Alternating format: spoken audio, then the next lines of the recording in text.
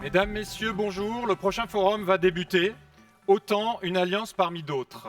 Participe à ce forum Gérard Haraud, ambassadeur de France et notamment anciennement ambassadeur de France en Israël et aux États-Unis. Martin Briers, ambassadeur de France en Italie. Pauline Schnapper, professeure de civilisation britannique contemporaine à l'université Sorbonne Nouvelle. Et la modération sera assurée par Muriel Domnac, ancienne ambassadrice de France auprès de l'OTAN et actuellement conseillère maître en service extraordinaire à la Cour des comptes. À l'issue de la table ronde, nous aurons une restitution de cette table ronde faite par la troupe À nous de jouer, 3 comédiens qui nous diront en 5 minutes, en improvisation, ce qu'ils ont retenu des débats et des discussions. Je vous remercie.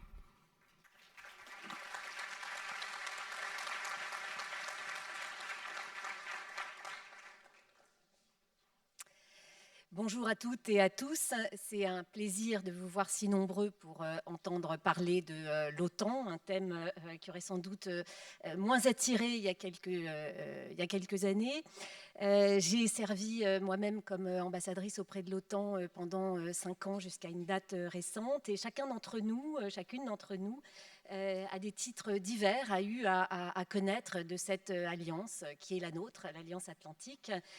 En manière d'introduction, je voudrais vous citer une formule de ce qu'on appelle le langage agréé en diplomatie. Du langage agréé, c'est ce qu'on négocie au sein d'une organisation, et puis une fois qu'on est d'accord, ça devient du langage agréé.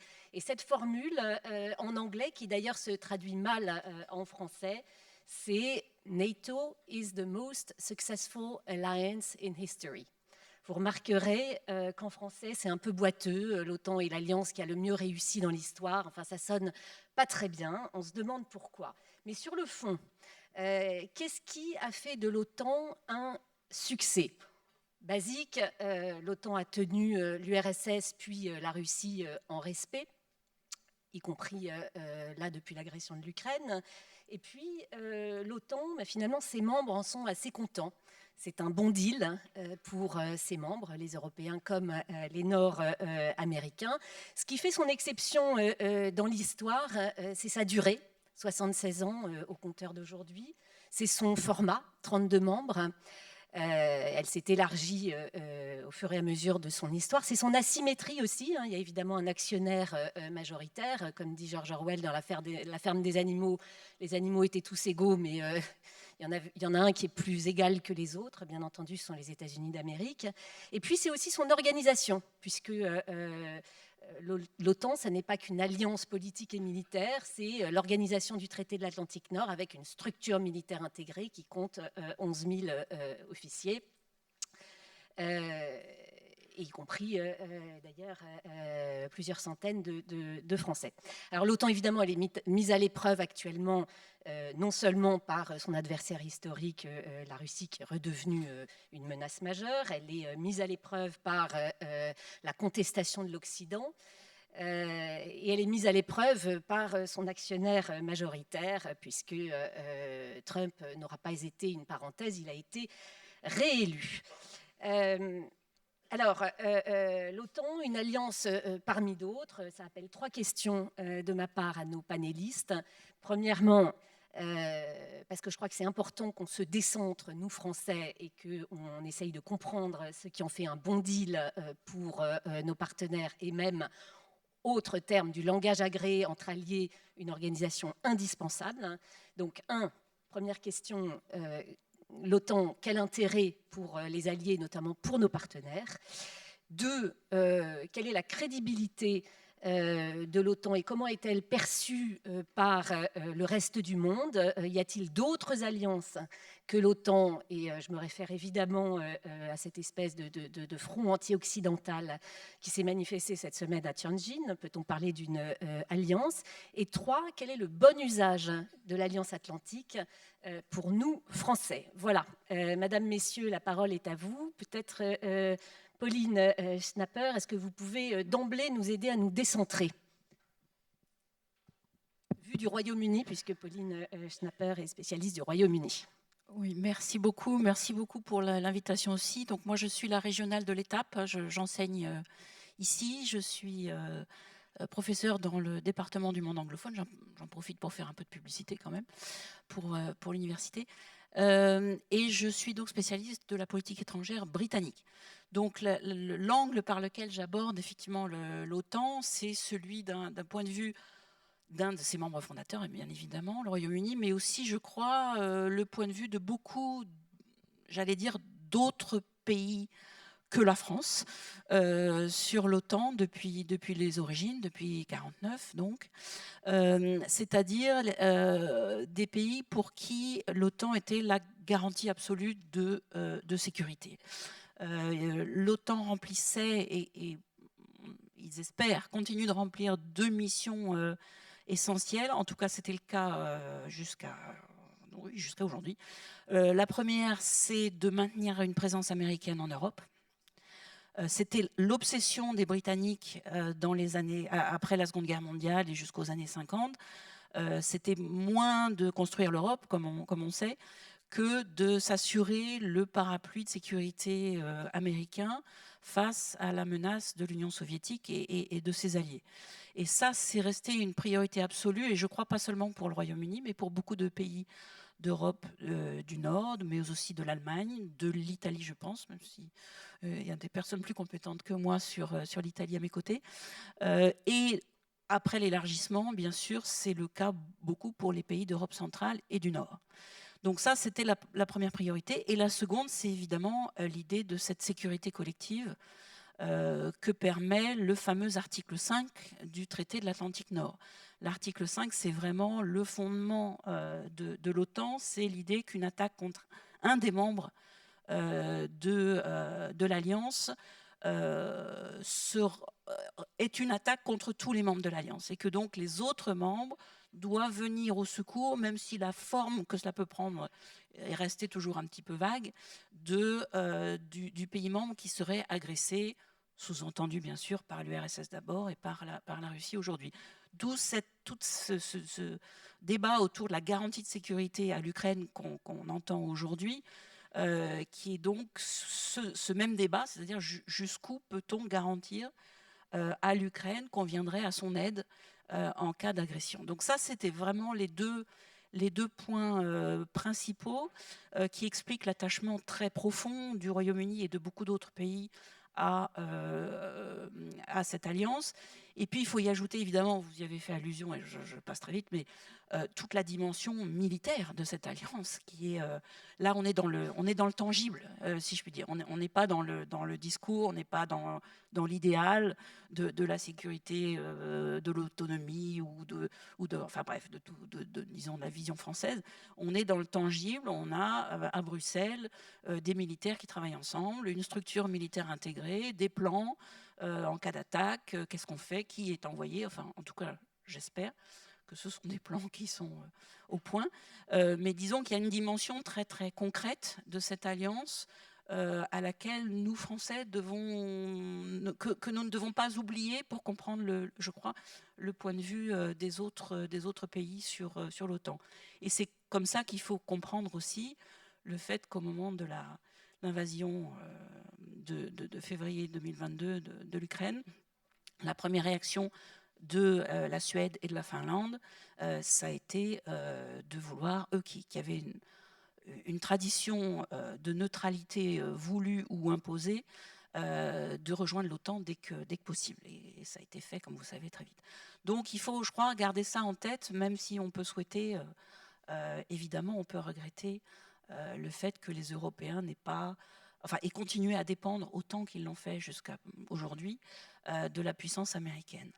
Mais j'imagine qu'on y reviendra dans la discussion. Je ne veux pas garder le micro trop longtemps. Merci, on aura l'occasion effectivement de revenir sur la question de la défense européenne, de sa compatibilité avec l'OTAN et de ses perspectives. Martin Briens, tu sers aujourd'hui comme ambassadeur en Italie. Tu as longuement servi dans les affaires dites stratégiques à Washington. Tu as été directeur de cabinet de la ministre des Armées et tu as servi également comme représentant permanent adjoint de Gérard Haro auprès des Nations Unies. Tu as donc une perspective de l'intérieur, de l'extérieur. Quelles sont tes réflexions sur une alliance parmi d'autres? Oui, chef. Non, rapidement, et puis pour montrer que je suis un adjoint respectueux, je commencerai par citer les bons auteurs. À la veille de la catastrophe de 1940, hein, nous étions seuls. Aujourd'hui, on sait qu'on est dans un contexte stratégique extrêmement troublé, on dit toujours incertain, on voit des menaces se matérialiser et des partenaires moins fiables. Eh bien, nous ne sommes pas seuls. Et ça, en soi, c'est un fait important, évidemment. Un, il y a l'Union européenne, ce projet européen construit très patiemment, difficilement, avec beaucoup de crises, mais qui est aujourd'hui là. Et deux, l'Alliance Atlantique, dont on parle aujourd'hui. Alors, 5 points rapides.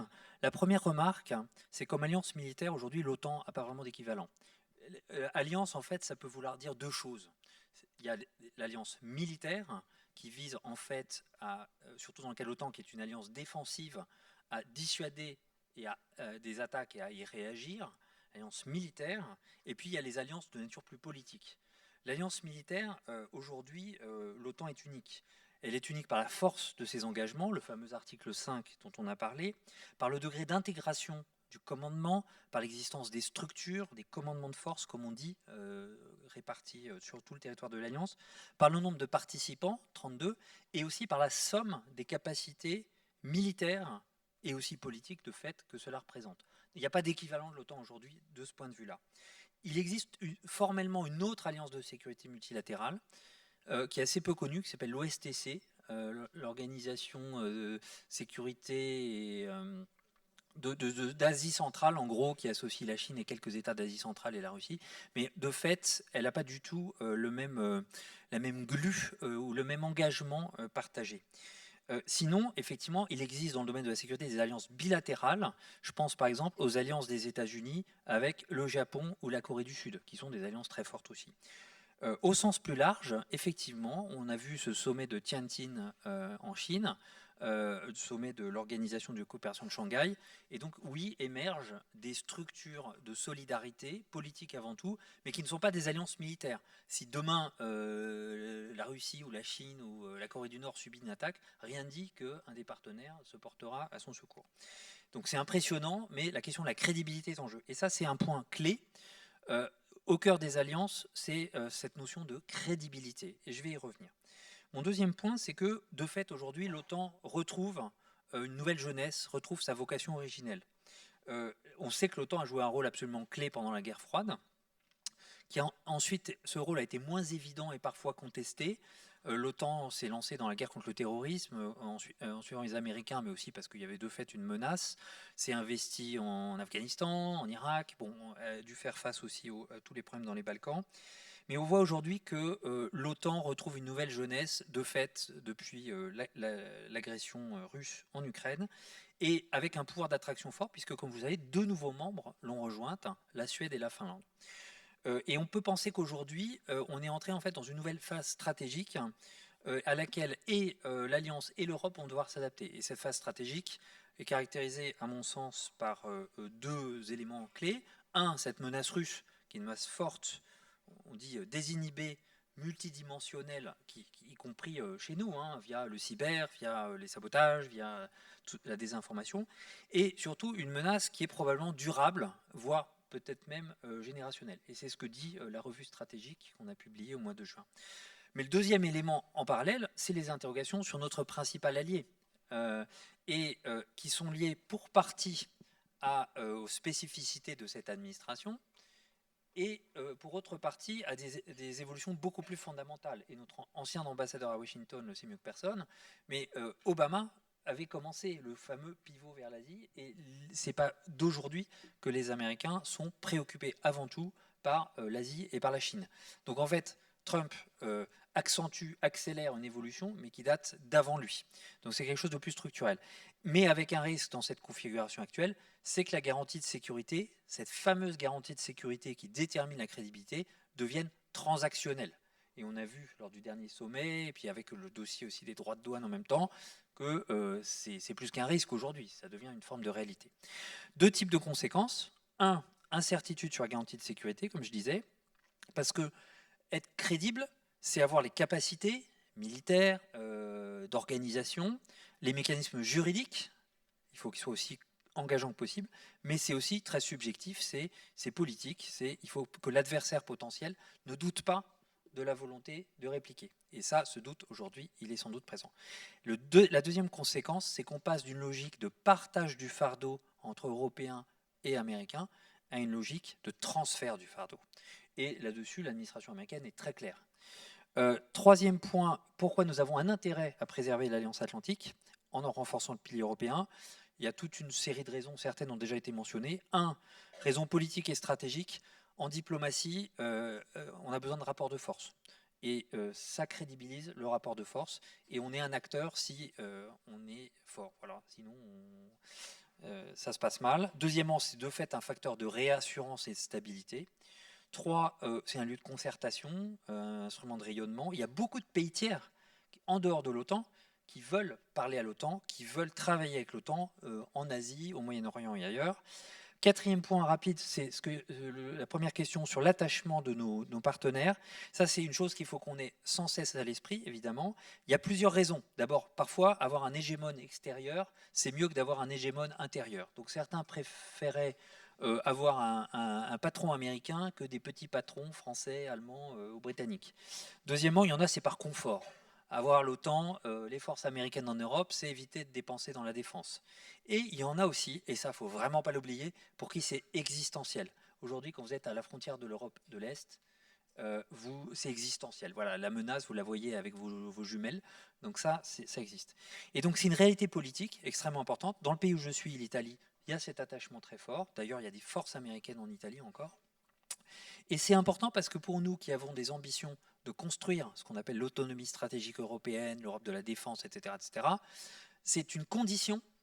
Notre rôle dans l'OTAN est une condition à ça, parce que nos partenaires y sont attachés et on ne construira pas l'Europe de la défense européenne contre ou même sans l'OTAN. Voilà. Alors ensuite, je me dépêche. Voilà. Et puis aussi le fait qu'il y ait des pays clés, ça nous permet l'OTAN d'associer le Royaume-Uni, la Norvège, la Turquie, voilà, et avec lesquels évidemment on est plus crédible. Et évidemment, il y a les raisons militaires. C'est une alliance nucléaire, il ne faut jamais l'oublier. Et avec l'OTAN, on a la masse conventionnelle qui est nécessaire pour produire un effet dissuasif. Et enfin, c'est un aiguillon au développement des capacités. On a vu, les Alliés se sont engagés au dernier sommet à accroître leurs capacités, mais aussi une chose très importante du point de vue militaire, c'est l'interopérabilité. S'habituer à opérer ensemble. Parce que sinon, il n'y a aucune crédibilité militaire si on ne sait pas opérer ensemble. Voilà, alors la France, nous, vous savez bien, notre attitude vis-à-vis de l'OTAN a varié au cours du temps. Le paradoxe, c'est que lors de sa création en 1949, on a voulu effectivement le pacte atlantique, mais on trouvait que sa clause d'engagement était trop faible, comparée à celle qui existait à l'époque, qui était le pacte de Bruxelles. Ensuite, on a craint que ce soit un vecteur, que ça facilite le réarmement allemand. Ça, c'était le début des années 50. Ensuite, on a craint un contrôle américain. Et puis, finalement, on a repris notre liberté d'action, vous le savez, en 66. Et puis, on est revenu, bref. Mais, de fait, on a souvent eu dans l'OTAN des postures défensives. Et parfois, on s'est lancé dans des débats un peu théoriques et un peu théologiques. Avec pourtant une chose très simple, c'est que l'OTAN, ça fonctionne à l'unanimité. Et à la fin des fins, c'est protecteur de nos intérêts. Et le deuxième élément important, c'est que l'OTAN étant pour l'essentiel des pays d'Europe prescripteur en matière de défense, c'est aussi un lieu d'influence.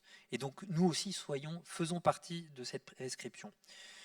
Alors justement, à nous, par conséquent, de tirer le meilleur parti de notre présence au sein de l'Alliance.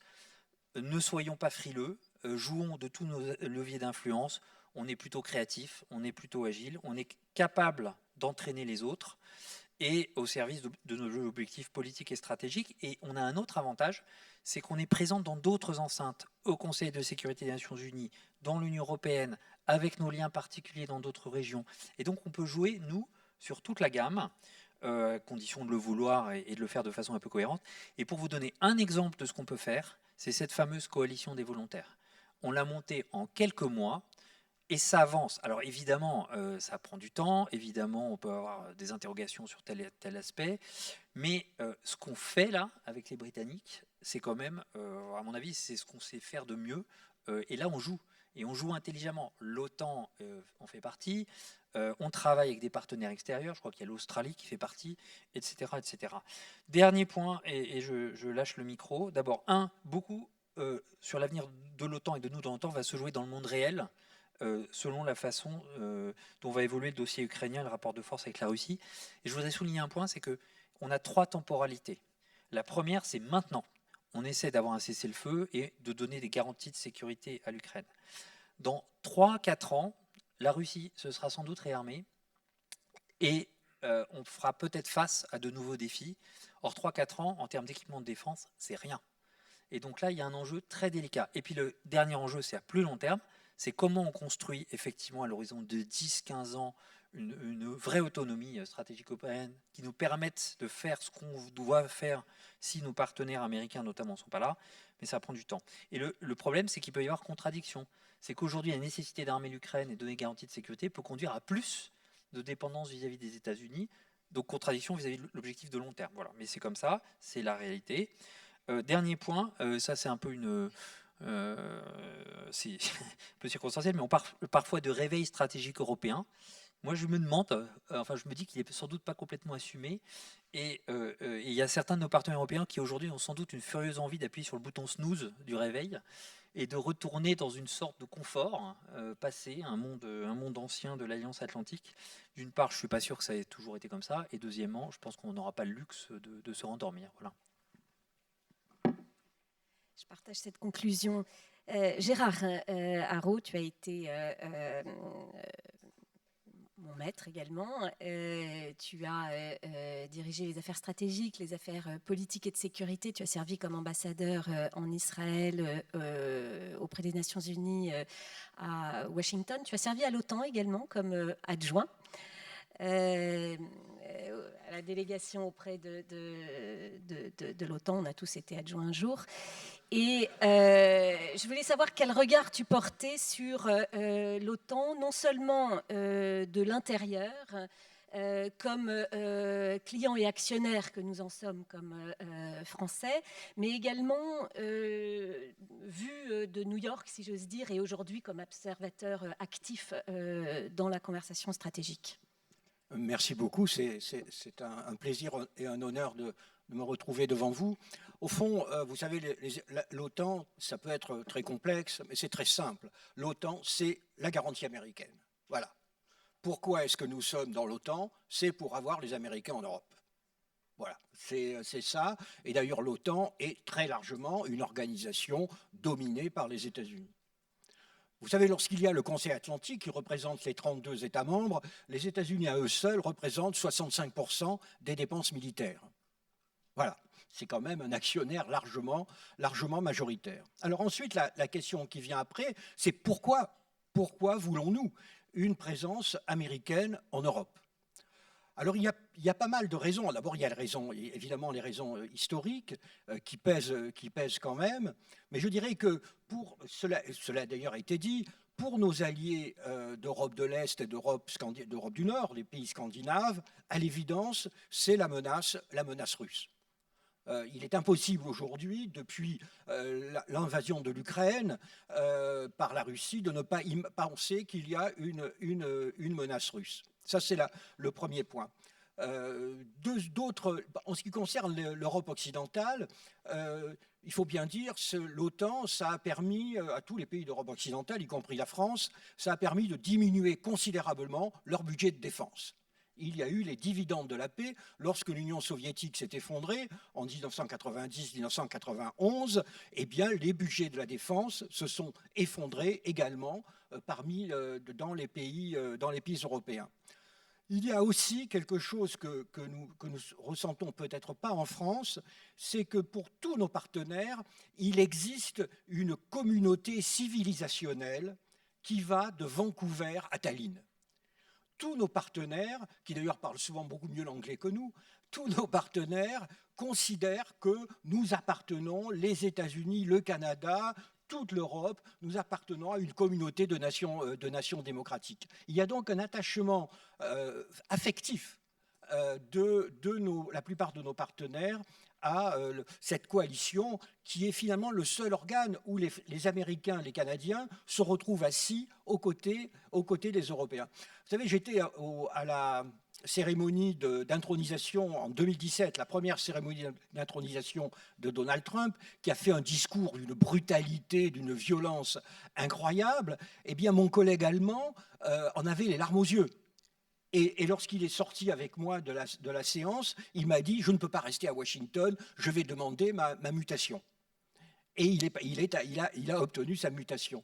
Il y a donc, par exemple, pour nos alliés allemands, ils n'oublient pas que les fondateurs de cette grande démocratie allemande, ce sont les États-Unis. Qu'après la Seconde Guerre mondiale, ce sont les États-Unis qui ont choisi de reconstruire une Allemagne démocratique et non pas de simplement se livrer à une vengeance qui pourtant pouvait être considérée comme méritée. Donc vous avez cet attachement aussi. Et pour nos collègues européens, ils ne conçoivent pas leur espace de sécurité, de défense comme étant l'Europe. Pour eux, la défense, eh bien, c'est cette grande communauté euro-atlantique. Et donc, entre les Français et eux, il y a parfois, à cause de cela, un dialogue de sourds. Donc, quel est l'avenir? L'autonomie stratégique européenne, mais les Européens n'en veulent pas. Mais ils n'en veulent pas. Ils veulent être à l'OTAN sous commandement américain. Ils le réclament, le commandement américain. Et au fond, là, c'est paradoxal, c'est que l'avenir de la défense européenne, eh bien, ça risque d'être les États-Unis. C'est la réponse, ce sera ce que décideront les États-Unis. Et on voit bien qu'avec Donald Trump, mais Donald Trump, comme ça a été dit, vient après Obama, après Biden, dont on voyait bien qu'il se désintéressait en partie de l'Europe. Les plaques tectoniques sont en train de bouger. Et donc peut-être que nos partenaires européens n'étant pas plus bêtes que nous, contrairement à ce que pensent les Français, peut-être que les Européens se diront, bon ben voilà, les Américains partent, nous sommes obligés d'être capables de nous défendre par nous-mêmes. Merci beaucoup, Gérard. Est-ce que tu pourrais nous dire si tu perçois dans le front anti-occidental qui s'est illustré à Tianjin une alliance anti-occidentale ou pro-autre chose? Et je me permettrai de poser la question également à Pauline Schnapper et à Martin Briens. Moi, je ne pense pas que la réunion de Pékin était une réunion anti-occidentale. Je ne le pense pas. Je pense que c'était une réunion a-occidentale. C'est-à-dire, vous avez le reste du monde constate évidemment le déclin de l'Occident, sur lequel on pourrait revenir, et le terme même déclin de l'Occident n'est peut-être pas valable, mais je dirais qu'ils sont soulagés. C'est-à-dire que pour tous les autres pays du monde, ils ont été l'objet des interventions occidentales, ils ont été objet du double langage que nous avons, le double langage que nous avons utilisé largement et que nous utilisons d'ailleurs encore aujourd'hui. Et donc ils se disent, bah voilà, le gendarme américain et le missionnaire européen vont être un peu moins lourds par-dessus nos épaules, et donc ça nous permet d'être un peu plus indépendants. Donc au fond, ils ne sont pas contre l'Occident, ils sont contre la suprématie occidentale. Vous savez, les Indiens, par exemple, ne sont absolument pas anti-occidentaux. Ils ont besoin même de l'Occident pour leur développement et face à la Chine. D'ailleurs, même cette réunion de Pékin, en parler comme un front n'a pas beaucoup de sens. Parce qu'ils sont tous divisés. N'est-ce pas? Vous avez Azerbaïdjan qui déteste en ce moment la Russie, la Turquie considère que l'Iran est un ennemi, et on peut faire quasiment, évidemment, Inde-Chine. Non, c'était la fête des gens qui se disent « ouf ». Les Occidentaux vont être un peu moins au-dessus de nous et vont être un peu moins prétentieux.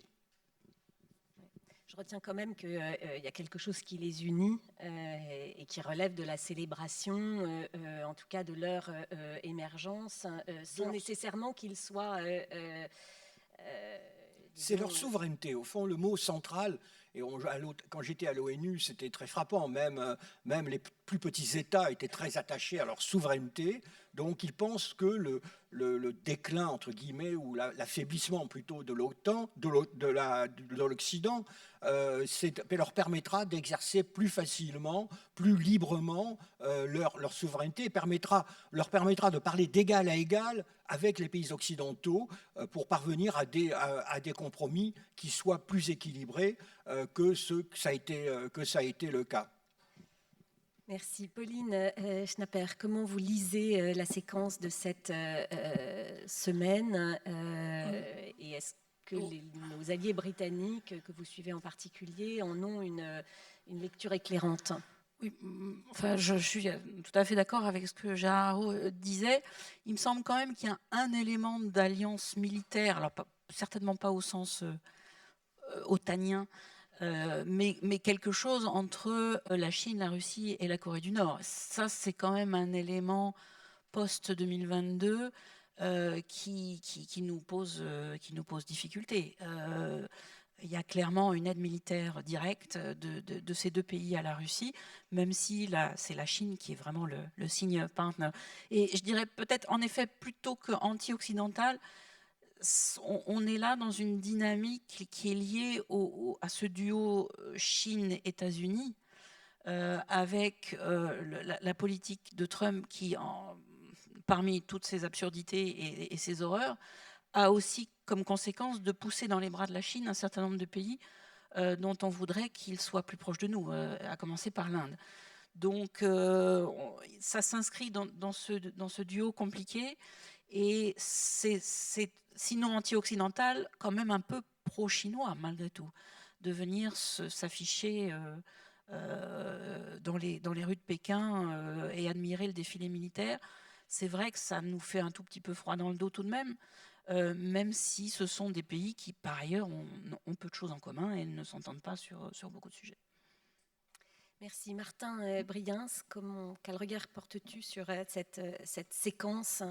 Ouais, je pense, comme a été dit, qu'il y a eu beaucoup de postures à un moment particulier, mais tous ces gens-là ne sont pas déniés non seulement parfois de conflits ouverts, mais aussi d'arrière-pensée.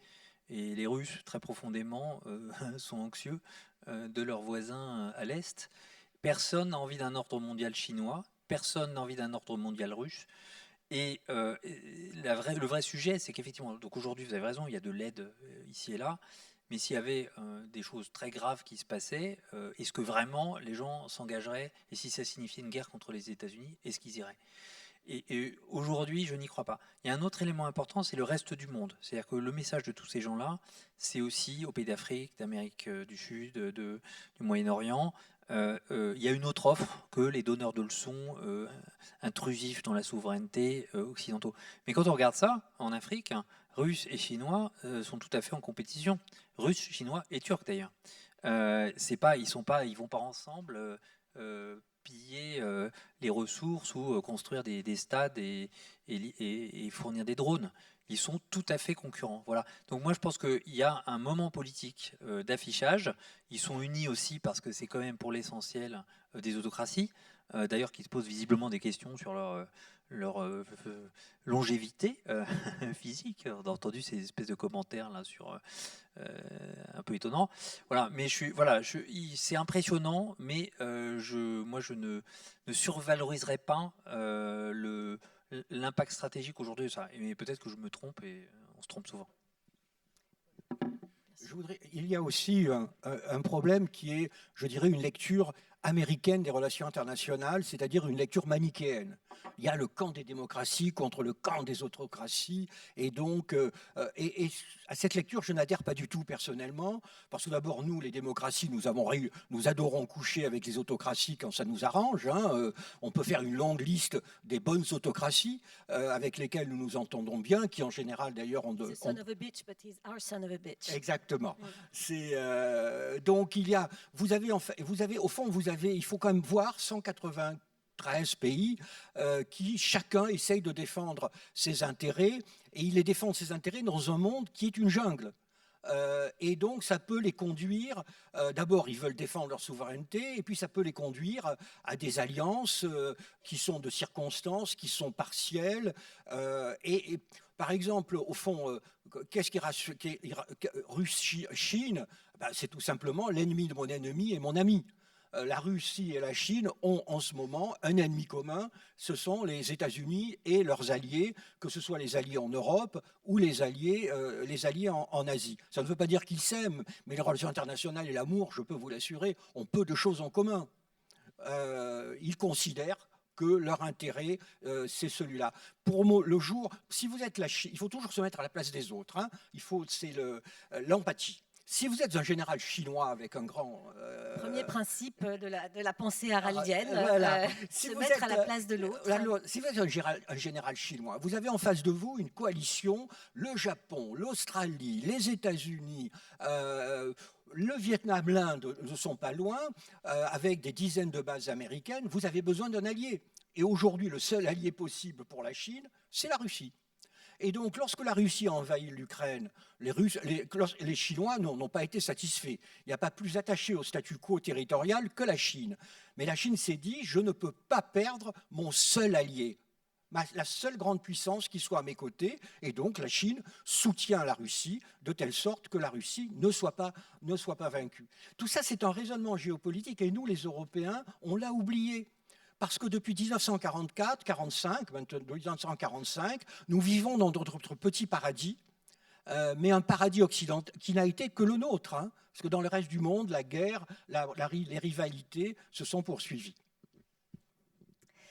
Maintenant, revenons à nous, les Européens. Et puis, je voudrais qu'on garde quelques minutes à la fin sur les États-Unis.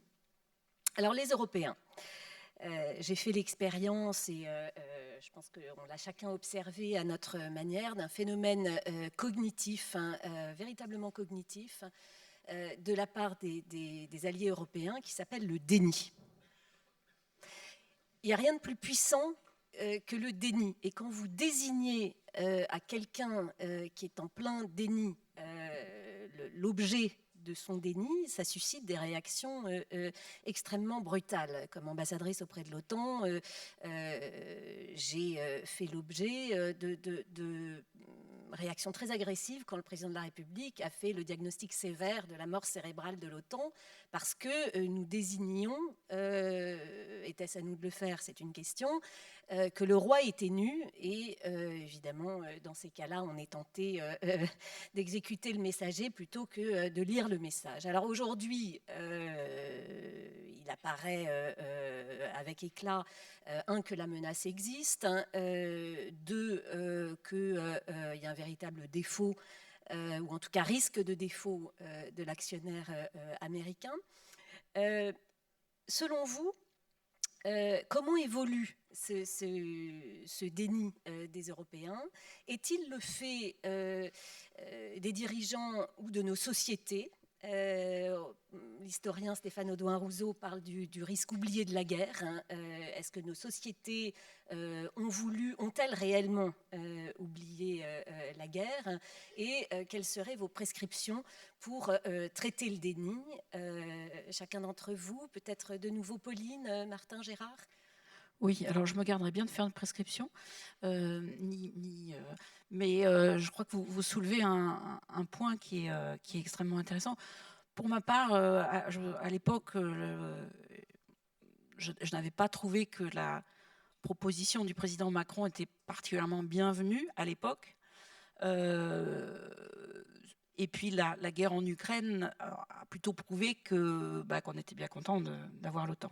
Mais je dirais qu'aujourd'hui, elle est peut-être presque plus juste, dans le sens où l'OTAN est menacée non plus seulement par l'extérieur, mais ça, on avait l'habitude, si je puis dire, mais de l'intérieur.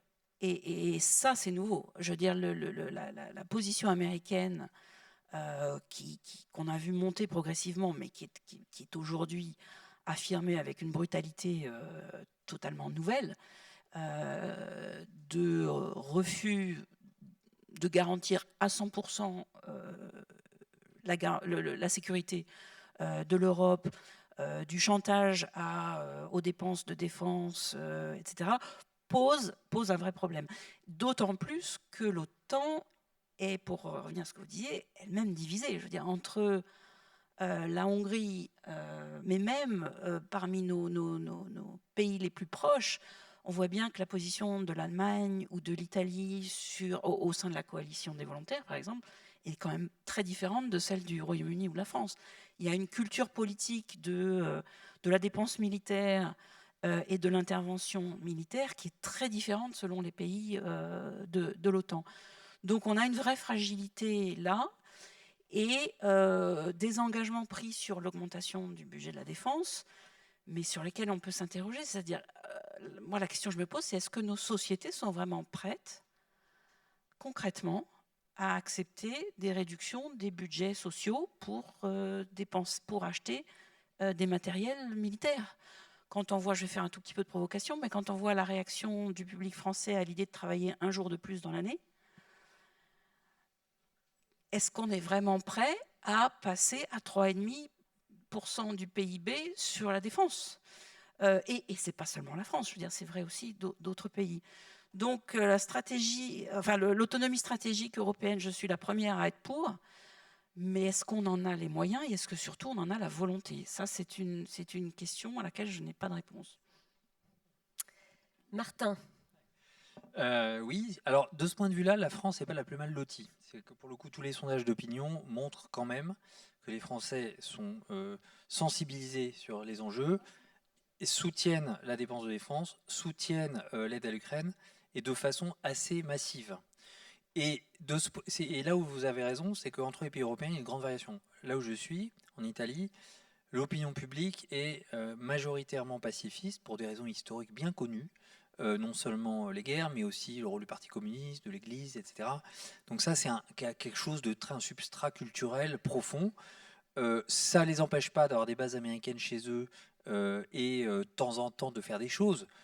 Effectivement, avec cette logique d'alliance où on répondait aux Américains, ils sont allés en Irak après 2003. Bon, voilà, sans se poser tellement de questions comme tant d'alliés et partenaires sur l'opportunité stratégique de le faire, etc. Mais bon, il y avait un besoin américain. Donc, il y a ça. Donc, selon les sociétés, effectivement, j'ai envie de dire un degré de maturité, mais aussi une histoire différente qui fait que... Mais l'OTAN, le miracle de l'OTAN, c'est quand même d'arriver à faire travailler tous ces gens-là ensemble, malgré tout. Et même si on n'est pas complètement d'accord sur la coalition des volontaires, donc l'Italie, par exemple, ne veut pas envoyer de troupes en Ukraine. Bah, oui, ok. Pas plus que la Pologne, d'ailleurs. Et pas l'Allemagne. Et donc, certains sont prêts à le faire, qu'ils le fassent. D'ailleurs, dans coalition des volontaires, il y a volontaires. Donc, il y a ceux qui veulent faire des choses. Et l'Italie, la Pologne et l'Allemagne peuvent contribuer à l'effort différemment. Et on arrive quand même à organiser quelque chose en tenant compte des différences. La construction européenne s'est faite de la même façon. On a des tas d'intérêts divergents sur l'automobile, sur la compétitivité, sur l'énergie, que sais-je. Et ben on arrive quand même à travailler ensemble. Voilà. Dernière chose, sur le déni, moi j'ai une petite crainte à titre personnel qui est très paradoxale parce qu'on souhaite tous qu'il y ait un cessez-le-feu en Ukraine et que on s'engage dans un règlement politique durable, évidemment.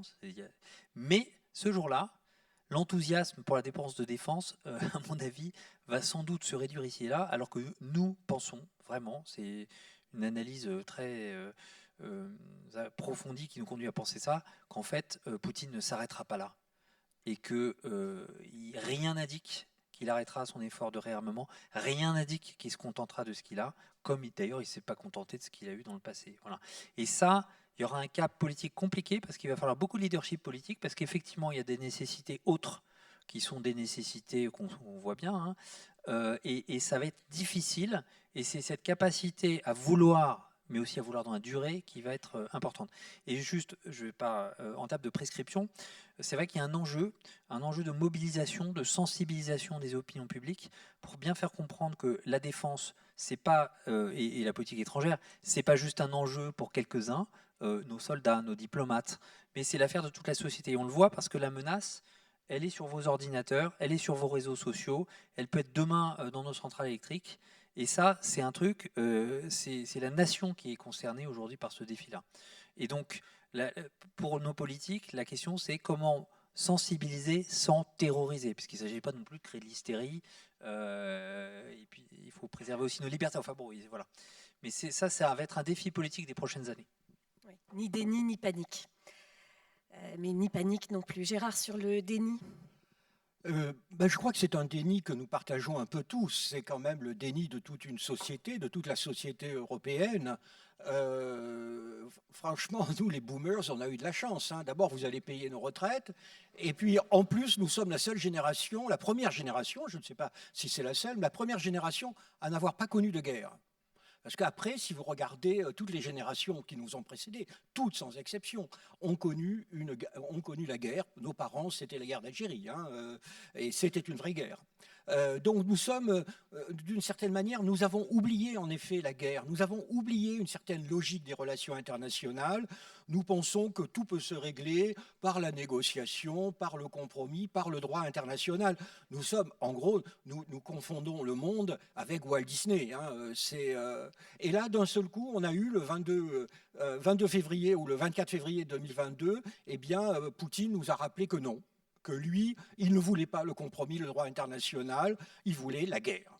Et donc, ça, il faut nous réhabituer à ça. C'est-à-dire que nous venons de vivre, il faut prendre conscience, nous venons de vivre la période de paix la plus prospère, la plus longue et la plus libre depuis la chute de l'Empire romain, l'Europe. Voilà. Nous sortons de ce paradis et évidemment, il fait froid dehors, hein. C'est glacial, et la vraie réaction de chacun d'entre nous, c'est de dire, bon, il exagère, voilà, il exagère, oh là là, ça va revenir comme avant, voilà. Qu'est-ce qui se passerait si l'Ukraine était battue demain, hein, si l'Ukraine s'effondrait, ce qui n'est pas exclu? Eh bien, tout le monde, tous autour de la salle, sauf quelques-uns, diraient, oh, too bad. Oh, c'est dommage, et puis nous reviendrions à notre vie quotidienne habituelle. Nous espérerions revenir à notre vie quotidienne habituelle. Vous voyez, il est évident que nous refusons de comprendre que l'histoire est une tragédie. Parce que ça a un prix en termes de défense, et ça, il est tout à fait normal que vous n'ayez aucune envie de payer ce prix, en particulier pour les boomers. Ça, alors, cela étant, est-ce que c'est vrai qu'il y a de vraies questions qui devraient être discutées entre citoyens dans le monde politique. Qu'est-ce qui se passe si l'Ukraine s'effondre, n'est-ce pas? Bon, l'armée russe ne va pas se précipiter sur la Pologne. Hein. La Pologne, elle dépense 5% de son PIB pour sa défense. Les Polonais savent ce que c'est une invasion russe. Ils connaissent. Ils ont expérimenté ça plusieurs fois au cours de leur histoire et ils n'ont pas envie de recommencer. Mais si vous vous posez des questions, alors aussitôt vous dites, mais non, les Russes, mais demain, s'ils attaquent l'Estonie, c'est 1 800 000 habitants. Hein. L'Estonie, c'est un membre de l'Union européenne, c'est un membre de l'Alliance Atlantique. La question se posera, est-ce que vous voulez vous battre pour défendre l'Estonie? Alors, naturellement, parmi vous, les 4/5e vous diront, bah non, on va pas se battre pour ce pays dont on ne connaît même pas le nom de la capitale. Voilà, on ne va pas se battre pour ça. Mais cette réponse, ça veut dire quoi? C'est la fin de l'OTAN. Parce que ça veut dire que la garantie de l'OTAN n'est pas mise en œuvre et donc que maintenant, c'est chacun pour soi. Qu'est-ce qui se passera pour les Lettons, etc., etc.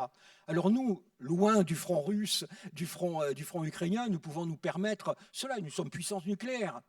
La force nucléaire, c'est la nouvelle ligne Maginot de la pensée française. Vous voyez, c'est vraiment tout le monde. On n'a rien à craindre dans la force nucléaire. Je peux vous assurer.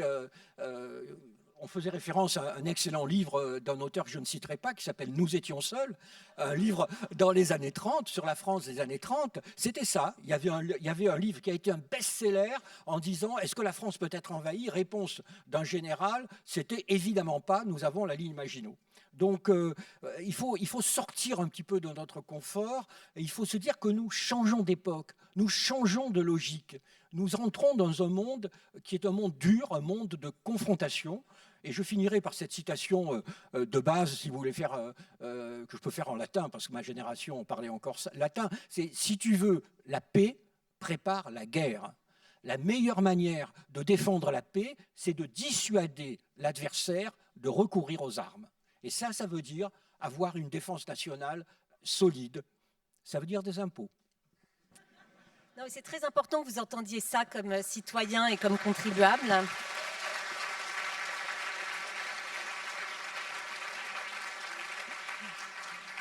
C'est très important que vous entendiez ceci comme citoyen et comme contribuable, que vous sachiez également, et c'est ma première objection sur l'Estonie, le scénario que retenait Gérard Haro, que la France a près de 300 soldats en Estonie et que il y a peu de probabilité pour que, instruit de ceci, nos autorités, la société française, décident de ne rien faire. C'est mon premier point. Mon deuxième point, et d'ailleurs le Royaume-Uni également, a plus bon, ils disent 1000, mais ils impriment un peu de fausse monnaie, donc sans doute 700 en Estonie. Donc ça veut dire qu'une attaque russe en Estonie tuerait en gros 1 millier de soldats de l'OTAN. Ça alourdit quand même la probabilité pour qu'il y ait une réponse. Je voudrais également qu'on se garde quelques minutes sur, et c'est ma deuxième objection, sur la dissuasion nucléaire et le caractère statique de notre réflexion là-dessus. Martin Briens, tu es un excellent connaisseur des sujets nucléaires, et Pauline Schnapper, vous avez sans doute suivi le dernier opus franco-britannique qui a formulé des avancées à cet égard. Pauline, sur le franco-britannique, Martin, peut-être sur l'évolution de notre doctrine nucléaire et son caractère, disons, actif et non maginotien. Oui, juste un mot, parce que c'est effectivement un domaine où il y a des avancées qui sont quand même intéressantes. Il y a une coopération discrète mais très réelle entre le Royaume-Uni et la France, donc deux puissances nucléaires. La force nucléaire britannique est dans l'OTAN, contrairement à la nôtre, donc il y a une différence de statut, mais enfin ce sont des forces qui sont, disons, comparables en termes de puissance. Et il y a un dialogue qui existe en fait depuis 1995, mais qui est officiel, disons, depuis 2010, le traité de Lancaster House, et qui était une coopération jusqu'à présent limitée. Alors, bon, évidemment, on ne sait pas tout, c'est ultra secret, donc tout ce que je sais, c'est que c'était surtout sur les essais. Et là, juste un mot, il y a eu un sommet franco-britannique début juillet à Londres, où les deux pays, donc Macron et le Premier ministre Keir Starmer, ont décidé d'accroître cette coopération. On va a priori pas mal plus loin, et on commence à envisager la possibilité d'un parapluie européen, même si c'est pour l'instant avec beaucoup de guillemets. Donc il se passe quand même des choses dans ce domaine. Martin. On va Alors, rendre la salle dans 1 minute. ouais, donc très rapidement, bon, la clé de la dissuasion, c'est la crédibilité. Donc on est vraiment au cœur de ces choses, crédibilité politique et crédibilité capacitaire. Il y a une chose qu'il ne faut pas oublier, c'est que la guerre d'Ukraine, elle est sous l'ombre portée du nucléaire. C'est-à-dire qu'il y a la Russie, il y a l'OTAN, qui est une alliance nucléaire avec les forces américaines, britanniques et françaises. Et ça a eu un impact important pour contenir la guerre. C'est-à-dire qu'avec ça, il n'y a pas eu d'opération occidentale contre la Russie, et il n'y a pas eu d'opération russe contre l'OTAN pour l'instant. C'est-à-dire que ça a contenu, le nucléaire a joué son rôle de limitation de l'escalade. Ça ne veut pas dire que la guerre n'est pas intense, elle est extrêmement intense, et on le voit avec les bilans. Mais là, le nucléaire joue tout son rôle. Après, comme on l'adapte, en fait, le risque aujourd'hui, c'est le contournement par le bas de la dissuasion. C'est que soit par des actions, on pourrait dire subversives ou d'atteinte de nos pays par d'autres biais qu'une attaque armée directe, mais néanmoins capable de nous faire des dommages, une attaque cyber sur des grandes infrastructures électriques ou d'information, ou nos hôpitaux, ça porterait une atteinte très grave à nos intérêts. Contournement par le bas conventionnel, avec des missiles hypersoniques qui tomberaient sur des villes européennes. Donc il faut qu'on s'adapte à ça, et en fait on le fait. Le président de la République, son dernier discours sur la dissuasion, c'était en février 2020. Il n'a pas été beaucoup relevé, parce que pas de chance, une semaine après il y avait le Covid, mais c'était très important parce qu'il a introduit du point de vue doctrinal tout un élément sur l'épaulement des forces conventionnelles et des forces nucléaires. et justement pour répondre à cet enjeu du contournement par le bas et le rôle que jouent les forces conventionnelles, à la fois au service de notre capacité de dissuasion et en complément. Et ce discours-là a également mentionné un élément politique très important sur lequel on travaille beaucoup, qui est cette idée qu'il y a une dimension européenne de la dissuasion nucléaire française. En fait, vu d'un adversaire potentiel, c'est déjà une réalité. C'est-à-dire que quelqu'un qui s'attaquerait à l'Europe doit prendre en compte le fait que le Royaume-Uni et la France ont la dissuasion nucléaire. Et puis nos forces en Estonie, c'est une traduction très concrète de ça. Hein. Voilà. Et donc nous, aujourd'hui, le président de la République a proposé à nos partenaires et alliés de regarder plus au fond ce que ça signifie, ce que ça peut signifier concrètement pour eux dans les années à venir. Merci. Je voudrais signaler que sur ce sujet de la dimension européenne de la dissuasion, comme sur 16 autres sujets stratégiques, nous avons des vidéos qui sont en salle B120. Pour ceux que ça intéresse, elles seront sur les réseaux lundi. Et je voudrais remercier chaleureusement Gérard Haraud d'avoir participé à cette série de vidéos. À Martin, très prochainement d'y contribuer.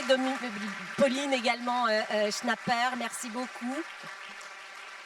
Et on rend la salle dans les délais.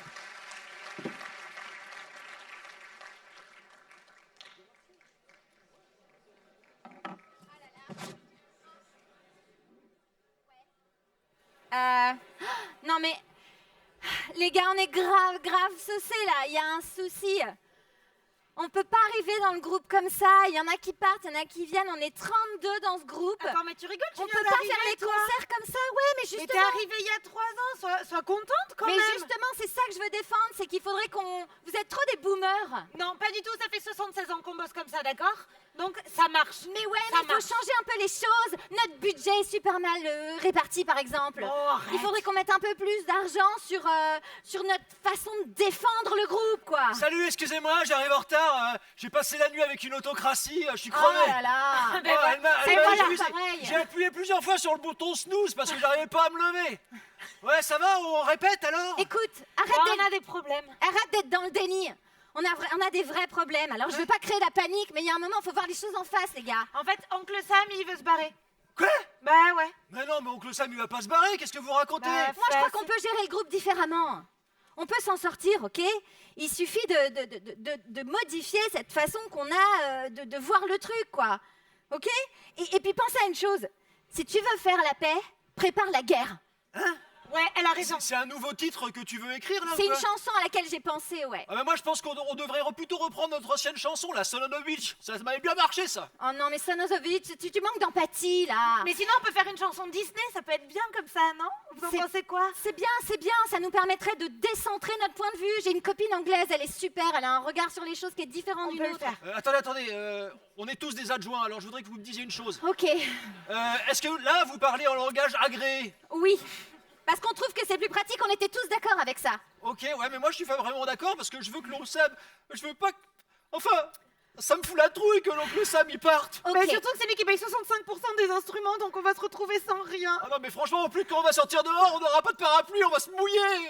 Il fait très froid dehors, mais moi j'ai l'habitude. Regarde les choses avec des jumelles, tu verras. C'est là, sous nos yeux. Mais qu'est-ce qu'il faut que je regarde? Je sais pas où. Où est-ce que je regarde? Ah, là-bas, à Pékin, il y a le groupe rival Global Sauce qui fait un concert. Eh, ils nous détestent. Attends, Ils se ce détestent de aussi l'OSTC, entre eux. C'est l'OSTC. C'est juste qu'on manque de crédibilité transactionnelle, c'est tout. Waouh. Ok, d'accord, ok, mais qui va payer? Nous. Parce que moi, je travaille pas un jour de plus, non, hein, je vous non, préviens. non. Voilà, c'est toujours pareil. Bon, les amis, je veux pas vous changer dans vos habitudes, mais là, on a vraiment besoin de regarder les choses différemment. Si on veut que le groupe se maintienne et qu'on fasse encore nos concerts et qu'on soit suivi par le public, il faut qu'on voit les choses en face. Il faut pas qu'on oublie, hein. Il va falloir investir. Si on attaque un membre du groupe, c'est tout le groupe qu'on attaque. Article 5. Merci. Merci.